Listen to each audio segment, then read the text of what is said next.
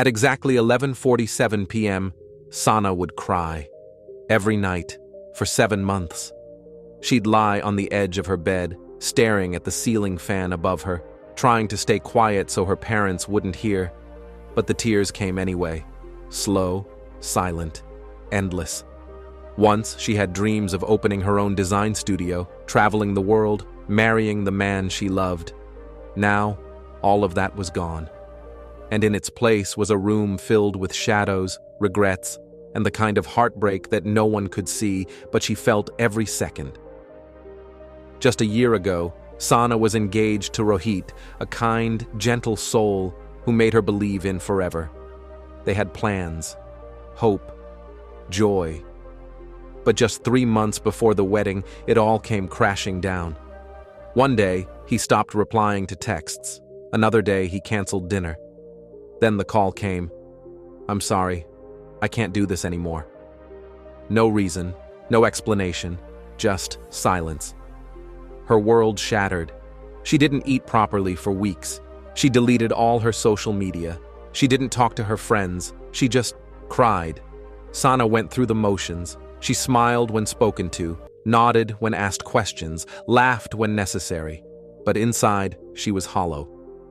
"I'm fine," she'd say. But she wasn't. Every night, she replayed every moment of the relationship, searching for clues, wondering what she did wrong. Her confidence crumbled. Her creativity dried up. Her self-worth disappeared. She felt invisible, like her life had ended and no one noticed. One day, her mother placed a leather-bound journal on her table and whispered, "Write. Don't speak. Just write." Sana rolled her eyes. What would writing do? Fix her broken heart? But that night, when the tears came again, she opened it. Blank pages stared back at her. She picked up a pen, hesitated, then wrote 3 words. "Why am I unlovable?" She closed the journal and cried herself to sleep. For the next week, she wrote something every night. Questions, thoughts, anger, pain. Then, one evening, her entry changed.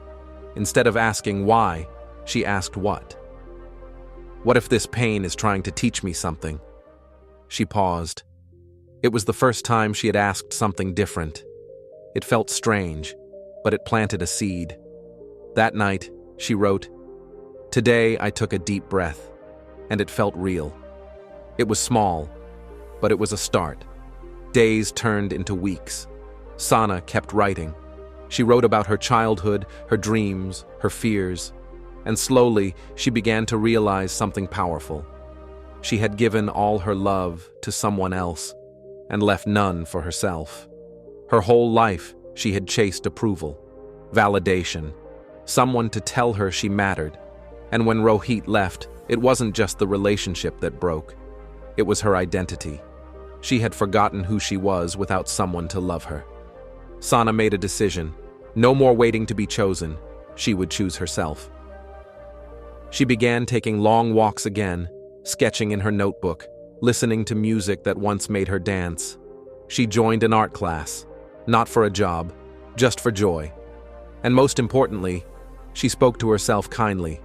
"You are not broken, you are becoming." That became her new mantra. One morning, Sana woke up before the alarm. No tears, no heaviness, just peace. She brewed her favorite tea, opened the balcony, and smiled at the rising sun. It had been months since she smiled without forcing it. Her journal was now full, filled with heartbreak, questions, realizations, and healing. But the most powerful entry was this: "I finally understand. My worth doesn't depend on who stays or who leaves. I was always enough. I just forgot." Sana didn't keep this truth to herself. She started a small blog called Letters to Myself. She wrote honestly about pain, loss, healing, and how journaling had saved her. Thousands of women began reading. They didn't just relate, they thanked her. "Your words made me feel seen," one wrote. "You saved me," another said. And Sana finally understood. Her pain had become her power. Her tears had become her testimony. And the secret she found? Self-love is not a luxury. It's survival. Now, Sana doesn't cry at 11:47 p.m. She sleeps peacefully, not because life is perfect, but because she is no longer waiting for someone to complete her. She knows she is whole. Every scar, every tear, every late-night heartbreak, it all led her here, to the truth, to her own love story, to herself. Dear listeners, Sana cried every night, thinking she was broken. But the truth she discovered was this: she wasn't unlovable. She was unheard. She wasn't broken. She was blooming.